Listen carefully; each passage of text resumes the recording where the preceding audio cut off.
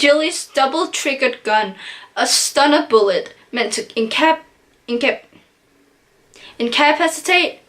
I don't know how to read.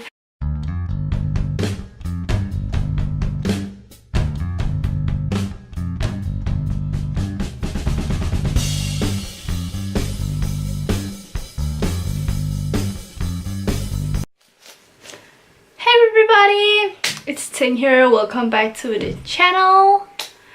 Today we're going to do the very first book review, and today's book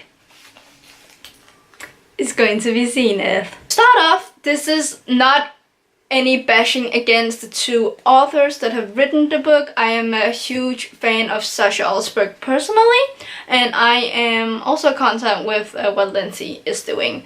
This is my own opinion, entirely based on the book only. There's no sponsoring or paid promotion or anything. Spoilers for Zenith, so you have been warned. This book, Zenith, is written by two authors, Sasha Alsberg and Lindsay Cummings. I'm going to base this book in 3 different categories or parameters. It's going to be writing and world building, and then it's going to be characters. A short summary of the plot. It is about an all-female space pirate crew that has the mission to go and save the general's son, and the general is the same. It's the same person who leads our main protagonist's home planet, in which she got banished from, and we are following Androma and her space pirate crew to go and save the general's son with the help from someone, a mystic bounty hunter from Andy's past, and together that really just ensues in a lot of drama and, you know, sci-fi action. It's going to be fun. Well, the plot actually suggests that, and I read the book. I got it somewhat tagged already. So the first thing we're going to talk about is the writing. I didn't really like the way this book was written. I felt the language was very repetitive, and we got a lot of info dumping that just got repeated again and again. So it was really just, you know, you need to know this specific thing, and then like 2 pages later you'd have to know this specific thing that you just, you know, got info dumped 2 pages before. And I mean, it could be better. I found a lot of, you know, weird similes that could have been edited out or, you know, phrased differently. I don't blame anyone for this. I mean, the authors could have, you know, perhaps looked it over and thought, okay, this doesn't really sound right, I'm gonna rephrase it, or perhaps the editor could have done it, because that's what an editor do.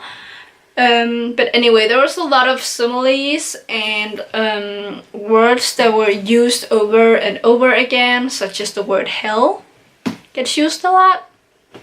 And I mean, it really makes the word lose its meaning, and it's written down like 3 times on a page sometimes, so it kind of becomes overused about hells or demons in a space novel.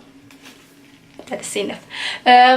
But we also follow like 6 different characters, and some of the chapters, you know, are written out from their point of view, and I mean, that's great, except because the way they've structured this, and with the writing being repetitive, we get one side of the story from one character's point of view, for example Andy's, or Androma's, also known as the... And then we jump to another chapter, which is, could be, for example, Dex's, the former bounty hunter, point of view, but like it's the exact same thing, and he kind of repeats the exact same actions that we just got told in the previous chapter. We have one character's perspective, but suddenly in the chapter, without, you know, any new chapter referencing or something, well, it changes character view suddenly, so we get to know how how the other person or another character is feeling.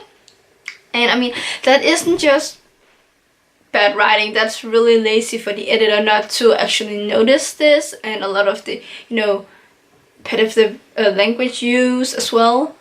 And the writing actually also extends into the world building and how the galaxy is basically created, because we follow a whole galaxy. Furthermore, the writing, it does, you know, have an impact on how we get to see these different characters, and I didn't really feel like it was that well executed, but I'll get into that later when I'm going to talk about those two parameters. But there was a lot of similes that didn't really sit well with me. A lot of them sounded really weird and didn't really, you know, make any sense. For example,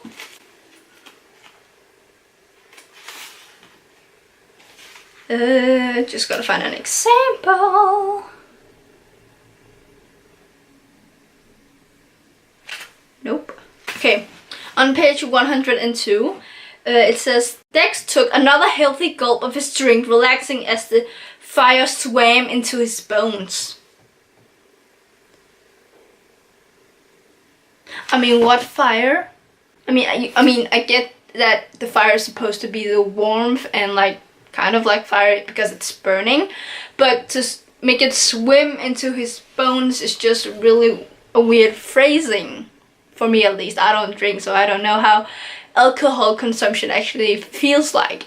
I just find it weird that the fire actually swam into his bones.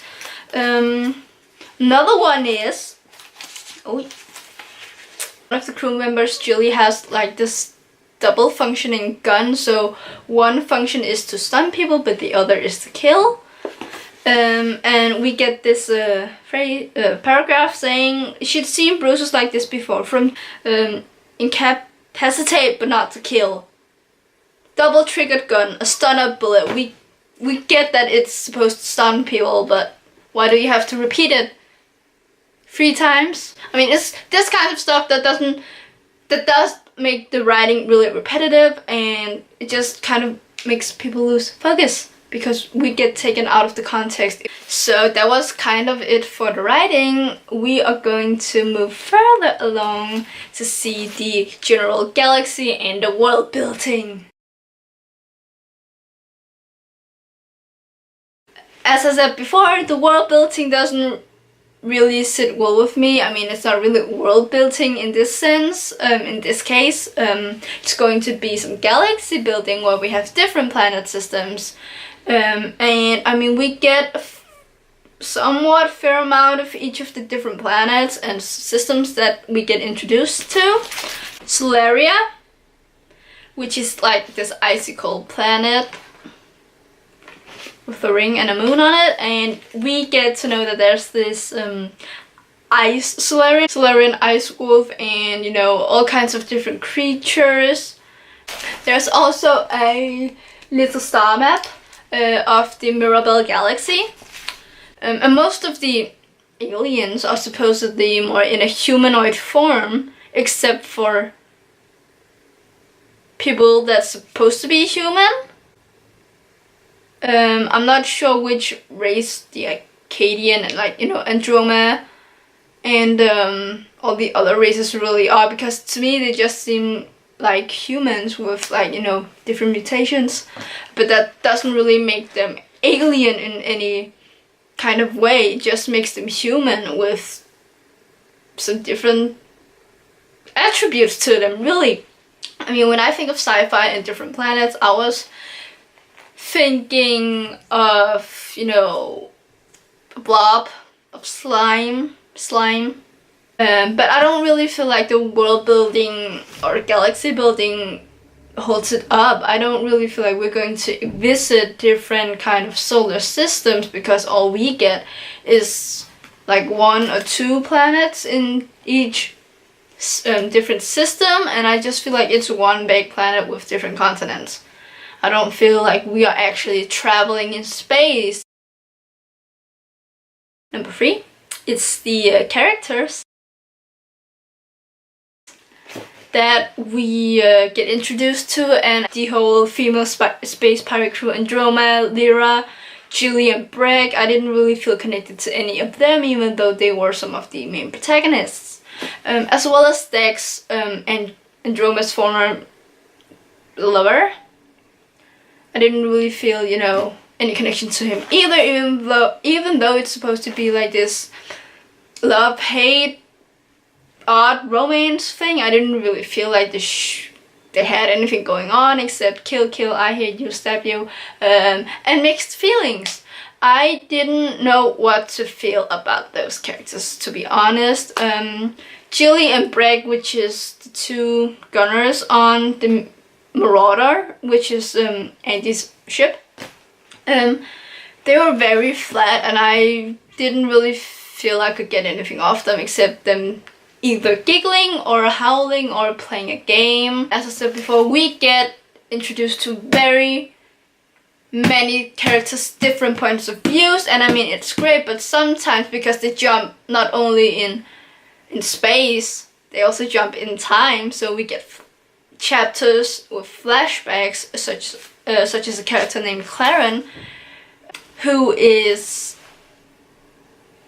the current villainous, you know, the antagonist's mom, which is really weird because I felt like it didn't have the need. I mean, we didn't have the need to see things through Claren's eyes. I would rather have it that we made Queen Nora tell her mother's story, even though that would be the plot hole that she was too young to remember, because it all happened, you know, when she was a toddler or something. But there is one character who was, you know, present during those times, so we could have, like, you know, gotten told Claren's story through this particular character, but that did not happen. And Lyra, I mean, I kind of get that she has her own backstory and problems that she has to, you know, deal with, and I think out of every of the characters that we have met, Lyra is the only person I could understand, because her backstory was kind of, you know, kind of relatable, but I didn't really feel connected to her because she was either always, you know, cut off and been very cool and really isolated, and I just didn't really feel like she was a part of, you know, I didn't feel like she got the full character development. I don't think any of the characters got any character development in that sense.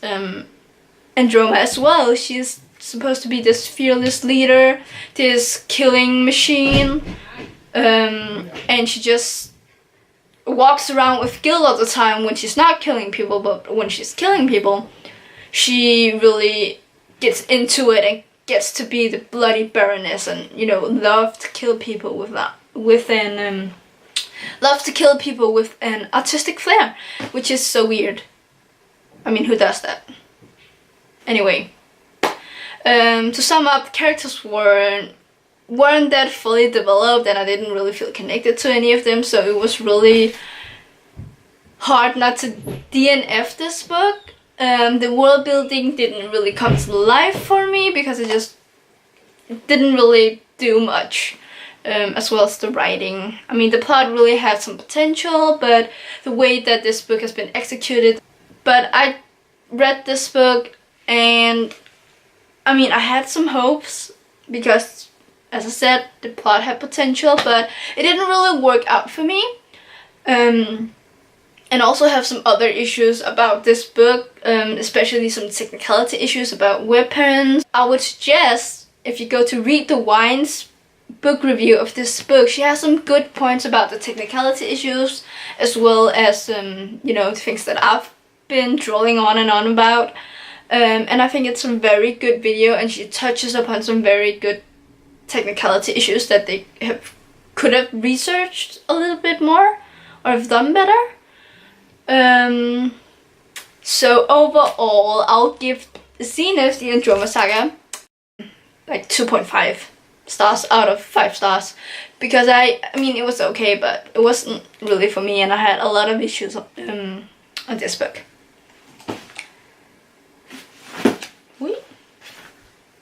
This is not to say that this book doesn't have anything good. I mean, I did enjoy some bits and pieces here and there, so that was really alright.